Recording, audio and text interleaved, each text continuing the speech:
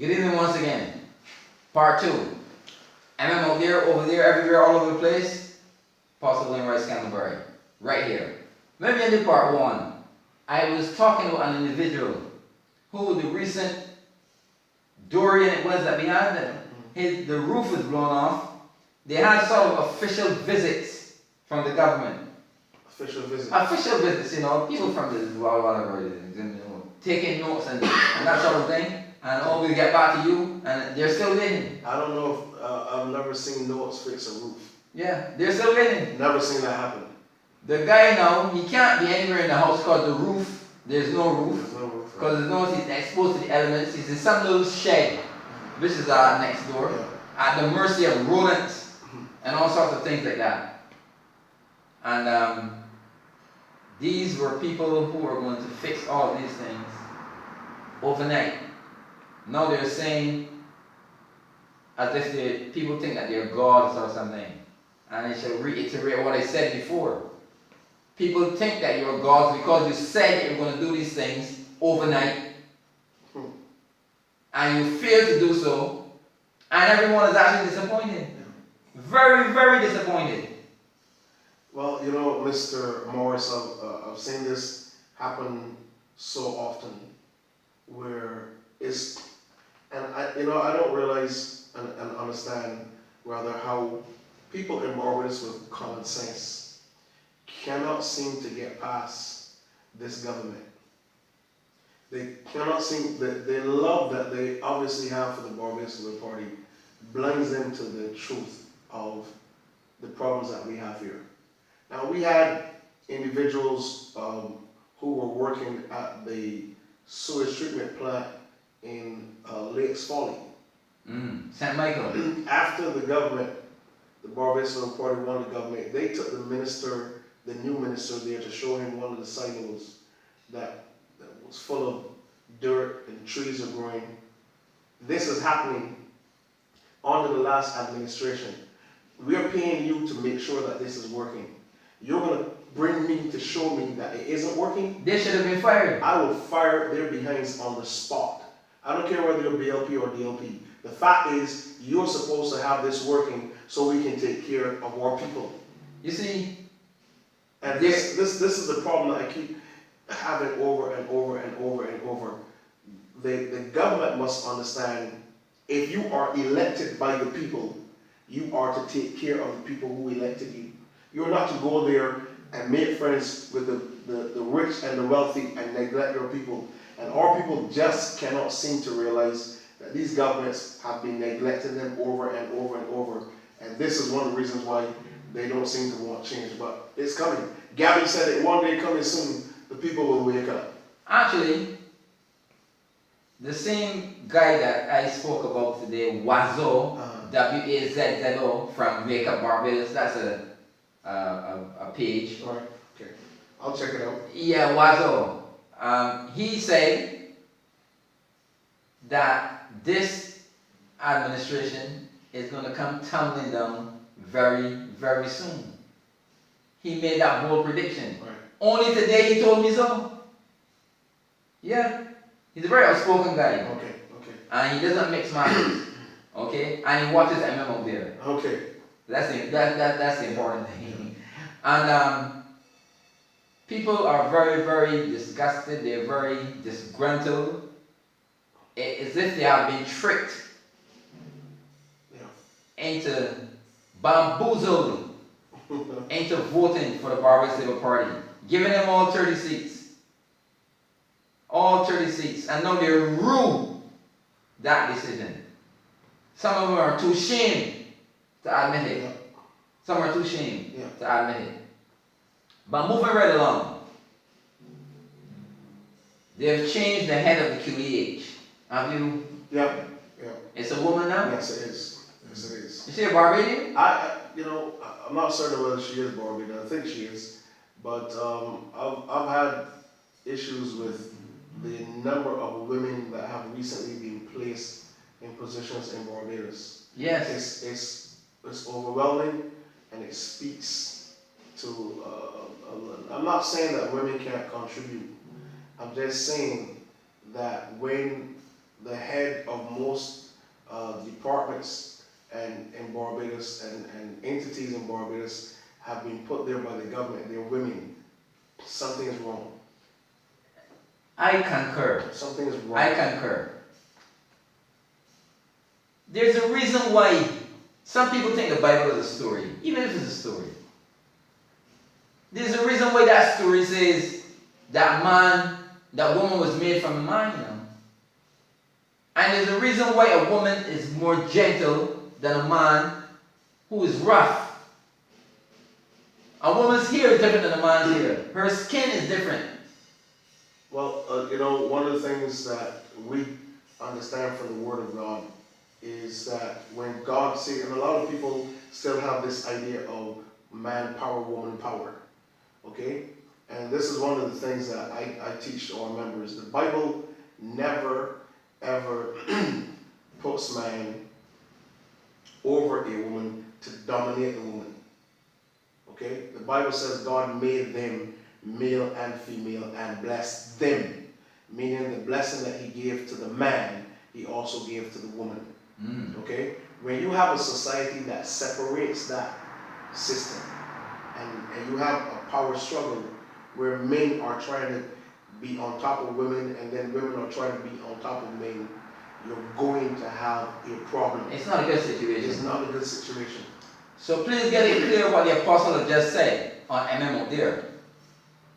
He is not saying that man is superior to women.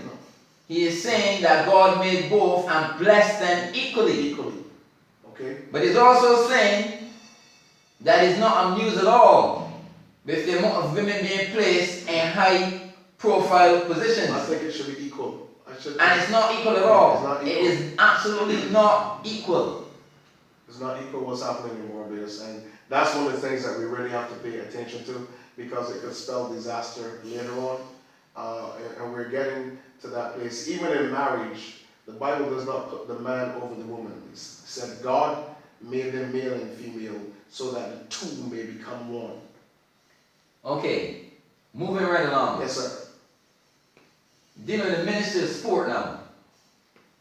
The Herman Griffith cricket competition, the under 30 primary school competition, started Tuesday last.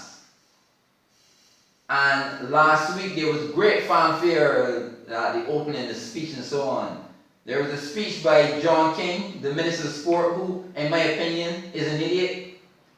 There was a speech by Mark Fingal, who is the chairman of the National Sports Council. And there was a speech by Monica Hall, I think it was, who was another woman who had some posts.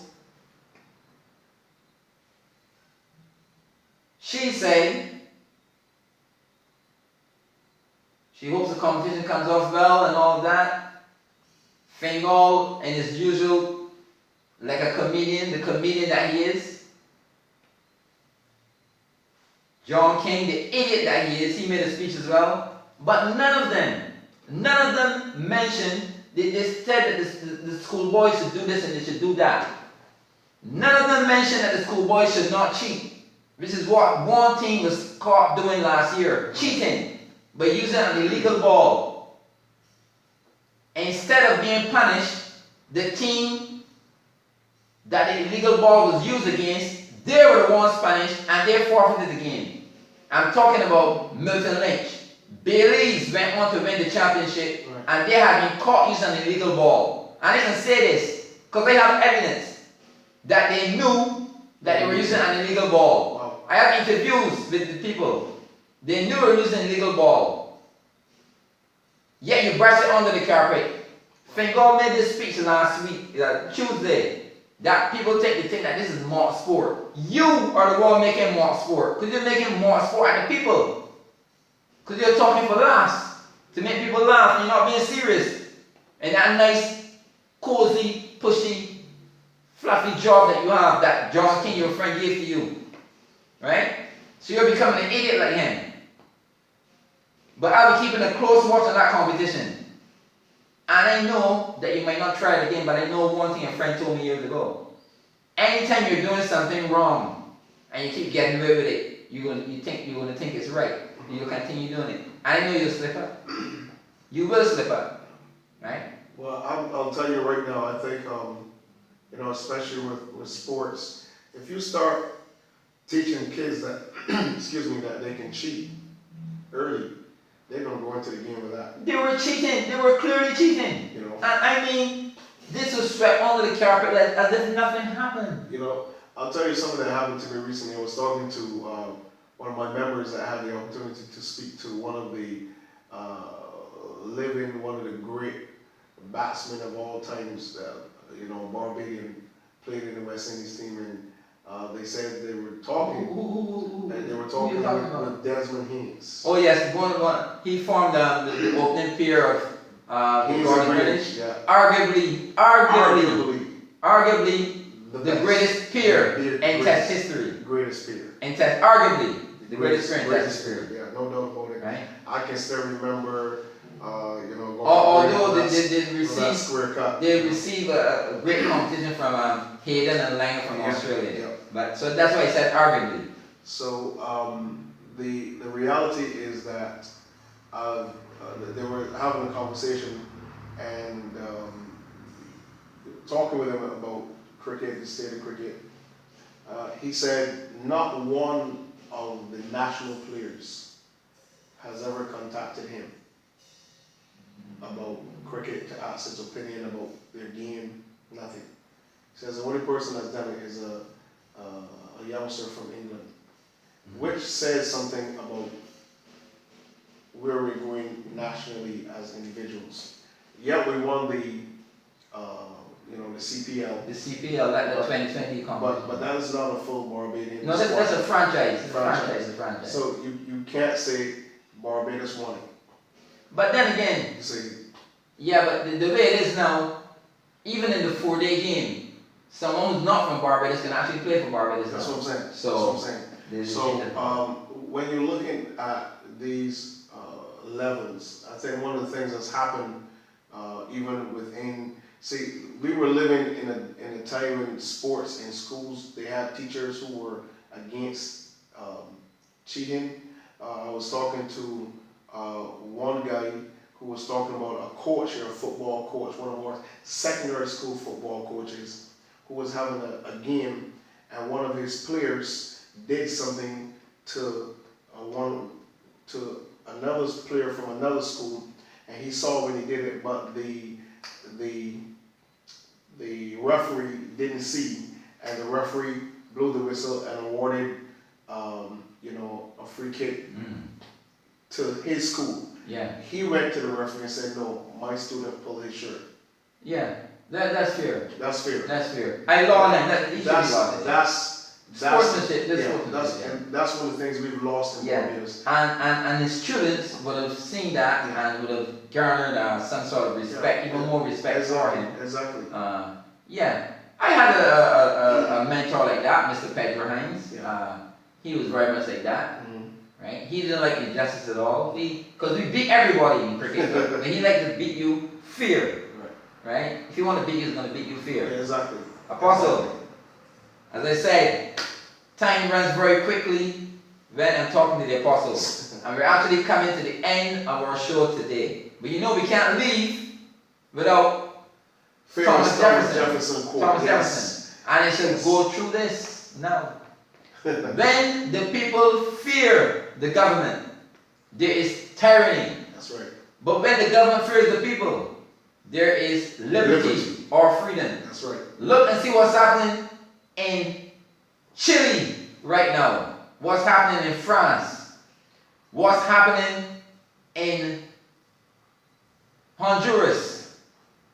What's happening in Iraq as I speak. All caused by the United States, of course, but what's happening? Yeah. Right? So, as I said, I'm out there, over there, everywhere, all over the place. In this case, right now, gone from here. Till next time. Yes, sir.